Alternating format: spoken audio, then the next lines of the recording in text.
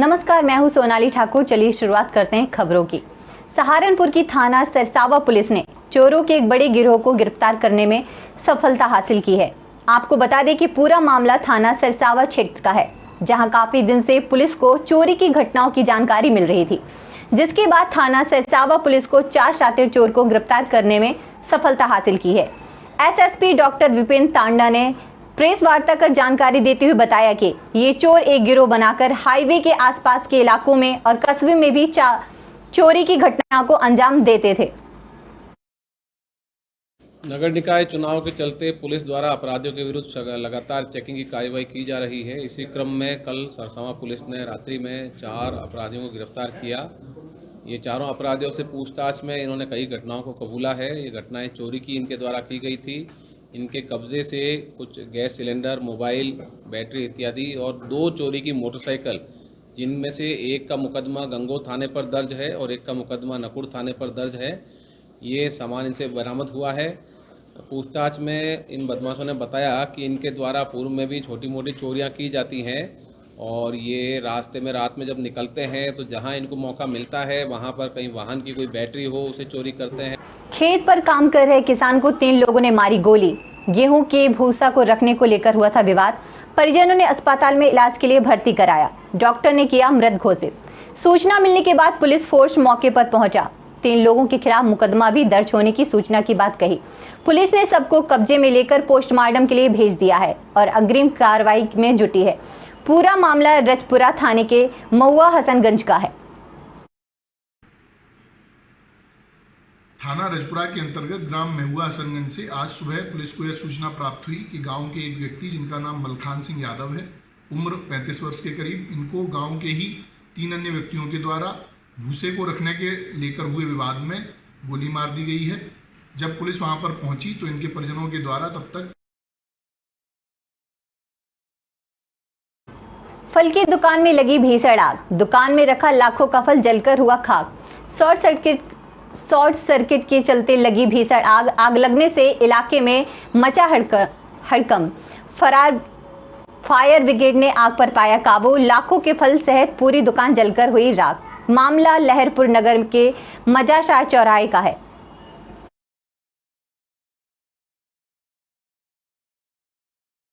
कैसे आग लग गई? आग लगी कौवा गिरा रहा है पर क्या बिजली तड़के के आग लग गई। कितना नुकसान हुआ है आपका? 30-35 हो। काहे की दुकान थी आपकी? पान की।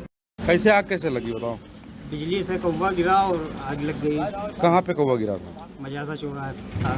दुकान काहे किसी चीज पे गिरा था? फल की दुकान थी, उसके लगे में लोहे की दुकान थी, उसके बगल में पान की दुकान थी। तीनों दुकान जली है सर। कितने का लगभग नुकसान हुआ है? लगभग हमारे लोहे वाले का 80-90 हज़ार रुपये का नुकसान हुआ। कैसे आग लग गई बताओ? ऊपर से कौवा गिरा, तार स्पार्किंग हुआ, नीचे गिरा, पूरी दुकान में आग लग गई। बिजनौर के थाना अफजलगढ़ क्षेत्र में भूसा बनाते समय मशीन को नकली चिंगारी से किसान के खेत में लगी भयंकर आग। मशीन और ट्रैक्टर सहित लगभग 30 बीघा गेहूं की फसल जलकर हुई राख। किसानों में मचा हड़कंप। फायर ब्रिगेड की टीम आग बुझाने में जुटी।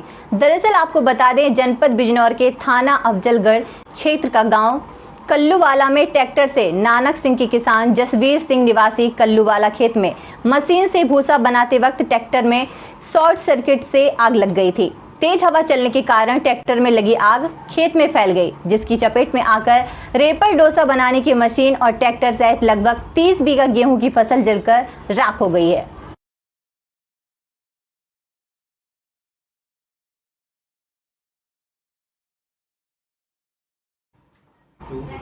दिल्ली विद्यालय प्रांगण से प्रारंभ होकर तिकोना पार्क, सरस्वती विहार, नेहरू मार्केट, डांडा बस्ती, हनुमान मंदिर, ठोस कॉलोनी, अस्पताल रोड से होते हुए पुन्ना विद्यालय प्रांगण में पहुंची छात्र छात्राओं ने कई नारे लगाए। पर्यावरण बचाओ, देश बचाओ, धरती बचाओ, जीवन बचाओ, स्वच्छ भारत, प्लास्टिक हटाओ, पर्यावरण बचाओ। पर्यावरण को बचाना है, प्लास्टिक को जड़ से मिटाना है।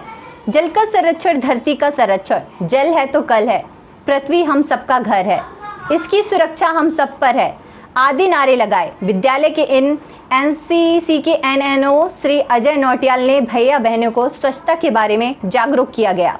उन्होंने कहा कि स्वच्छता का जीवन में महत्वपूर्ण योगदान है। हमें स्वच्छ परिवेश में रहना चाहिए और स्वच्छ परिवेश में रहने के लिए औरों को भी प्रेरित करना चाहिए।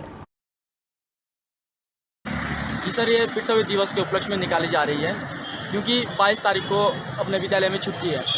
इसकी वजह से इस रैली को हम आज निकाल रहे हैं।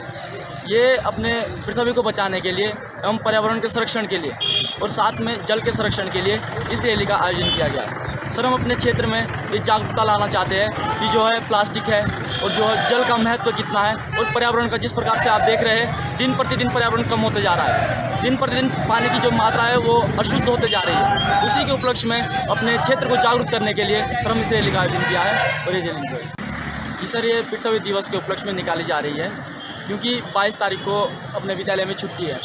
इसकी वजह से इस रैली को हम आज निकाल रहे हैं।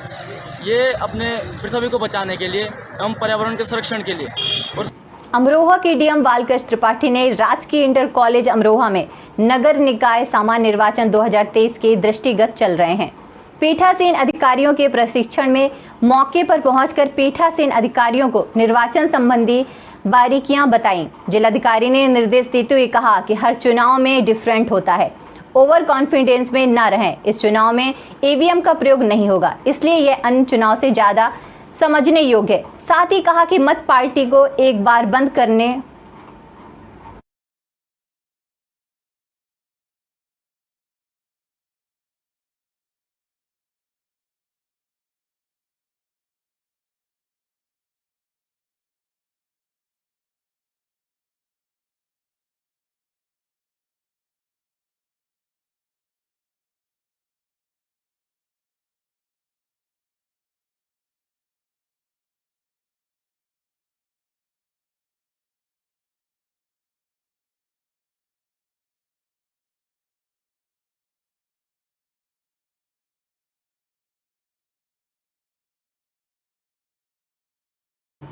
तेज रफ्तार रोडवेज बस ने बेकाबू होकर सुरक्षा रेलिंग को तोड़ा। हादसे के बाद बस को मची चीख पुकार, यात्री हुए घायल। मौके पर पहुंची पुलिस ने घायलों को अस्पताल में कराया भर्ती। बरेली डिपो की रोडवेज बस बरेली से दिल्ली जा रही थी। गजरौला थाना क्षेत्र के नेशनल हाईवे 9 का मामला है।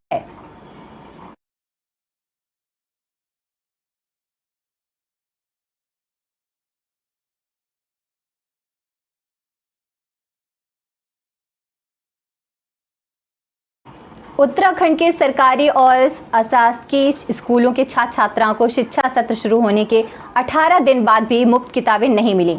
ऐसे हालात में शिक्षकों को एनसीईआरटी की वेबसाइट देखकर पढ़ाने की सलाह दी गई है। सरकारी और अशासकीय स्कूलों की कक्षा 1 से 12वीं तक के सभी छात्र छात्राओं को शिक्षा सूत्र शुरू होने पर 1 अप्रैल से मुफ्त किताबें मिलनी चाहिए थी, लेकिन विभागीय अधिकारियों की लेट लतीफी के चलते ऐसा हो न सका। आपको बता दें कि प्रदेश में करीब 11 लाख छात्र छात्राओं को मुफ्त किताबें मिलनी थी। नियमानुसार 1 अप्रैल तक किताबें मिल जानी चाहिए थी। वहीं अब इस मामले पर विपक्ष ने सत्ता पक्ष पर हमला बोला। साथ ही उन्होंने जल्द से जल्द बच्चों को किताबें मुहैया कराने की सरकार से मांग की है।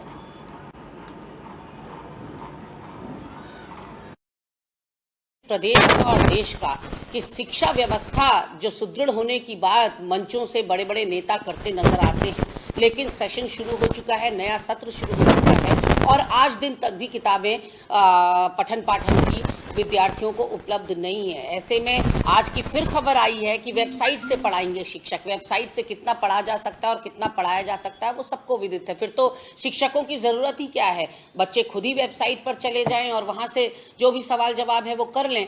तो ऐसे में कितना सजग, कितना जागरूक, कितना गंभीर हमारा शिक्षा विभाग उत्तराखंड प्रदेश का है। लक्सर में न्याय विभाग ने जेएम न्यायिक मजिस्ट्रेट के खाली पद श्रीनगर में रही तैनात महिला सिविल जज चंद्रेश्वरी सिंह को लक्सर भेज दिया है। उन्होंने लक्सर पहुंचकर अपना कार्यभार संभाल लिया। इसके बाद सिविल बार एसोसिएशन के बार सभागार में समारोह आयोजित किया गया। उनका स्वागत किया गया। सिविल बार एसोसिएशन के अध्यक्ष आनंद उपाध्याय व सचिव ने स्वागत समारोह की शुरुआत की। उन्होंने कहा कि अगर पीड़ित व्यक्ति को समय पर न्याय मिल जाए तो उसे इधर उधर नहीं भटकना चाहिए, लेकिन इसके लिए बार व बेंच दोनों की महत्वपूर्ण जिम्मेदारी है। वरिष्ठ अधिवक्ता सहदीप सिंह ने वकीलों पर न्याय अधिकार बेमिल होना चाहिए, तभी बादकारी को समय पर सही न्याय मिलता है। एडवोकेट सहरीब राजेश सैनी ने कहा कि वकीलों को अपना कार्य ईमानदारी के साथ करना चाहिए ताकि पीड़ित का वकीलों पर विश्वास बना रहे। देखिए, द सिविल बार एसोसिएशन की तरफ से न्यायिक अधिकारियों को पूर्ण रूपेण सहयोग किया जाएगा और जो सस्ता और सुलभ न्याय की एक प्रक्रिया है, वादकारियों के हित में जो भी होगा उसके लिए सदैव सब साथी तत्पर रहेंगे और पूरा सहयोग करेंगे और न्याय की एक उनसे उम्मीद करेंगे। आज जो है सिविल बार की ओर से जो चंदेश्वरी सिंह आई है हमारी जी मैडम, उसका स्वागत कार्यक्रम था। और स्वागत कार्यक्रम इसलिए होता है क्योंकि जो नए अधिकारी आते हैं उनका स्वागत किया जाता है और जो मैडम है। पिछले एक सप्ताह से लक्सर के व्यापारियों ने लक्सर रेलवे स्टेशन पर ट्रेनों के स्टॉपेज कराए जाने की मांग को लेकर आंदोलन किया जा रहा था। पिछले 4 दिन पहले इस आंदोलन को और मजबूती से चलाए जाने के लिए किसान यूनियन पटेल व उत्तराखंड किसान मोर्चा किसान यूनियन तोमर व्यापार मंडल व कुछ राजनीतिक दलों के प्रतिनिधियों ने समर्थन दिया था और संयुक्त संघर्ष समिति बनाकर आंदोलन को धार देने की रणनीति बनाई थी। संयुक्त संघर्ष समिति के संयोजक किसान यूनियन पटेल राष्ट्रीय अध्यक्ष कीरत सिंह को बनाया गया था। संघर्ष कर रहा है, ऐसे संघर्ष तब मैं तो दूर हूँ, कीरत सिंह जी दूर हुए, हम भी दूर हैं। हम इस संघर्ष समिति में, ऐसी संघर्ष समिति में रहने में कोई फायदा नहीं जिसमें अपने बाजार खोल लेंगे और हमारा लोकल आदमी किसान आदमी आएगा भूख हड़ताल बैठेगा। चाहे 40, 50, 60% व्यापारियों ने ही सहयोग किया, लेकिन एकजुटता का अभाव दिखा है स्पष्ट।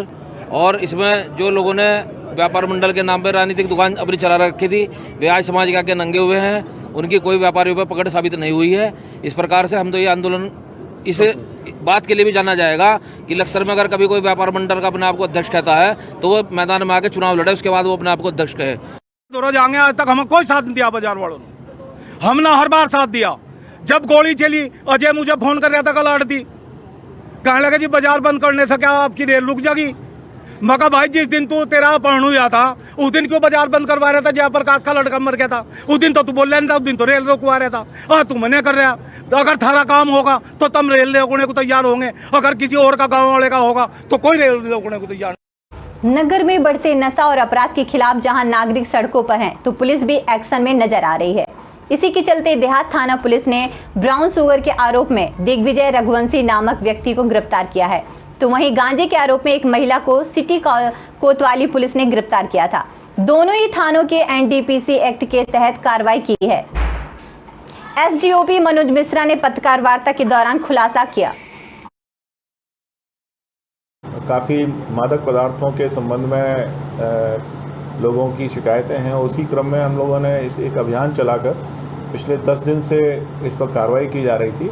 उसी क्रम में कल थाना प्रभारी देहात के विशेष प्रयासों से एक सूचना मिली थी और उस सूचना को जब आगे वेरीफाई किया गया तो एक आरोपी है दिग्विजय सिंह, ये मुखबिर की सूचना पर इसको पकड़ा गया और इसके पास से करीब 5.5 ग्राम ब्राउन शुगर मिला है, जिसकी कीमत लगभग 50,000 रुपये के आसपास बताई जा रही है। और ये इसकी मोडस ऑपरेंडी ये है कि ये अन्य स्थानों से, खासतौर पर राजगढ़ या गुना जिले के किसी गंतव्य से ये अपने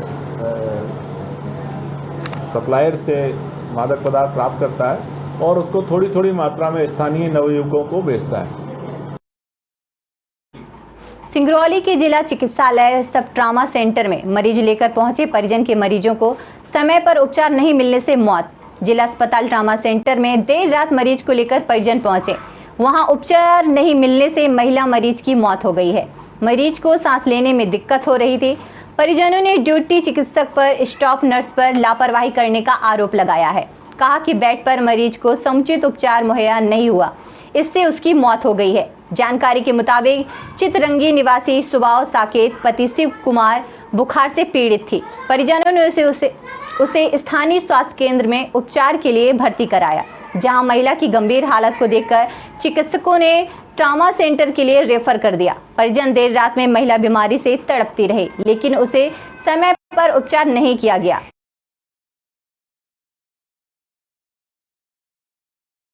हॉस्पिटल और पुलिस प्रशासन में 2 ऐसे विभाग हैं जहां 24 घंटे सेवा लोग देते हैं, कर्मचारी जो भी होते हैं।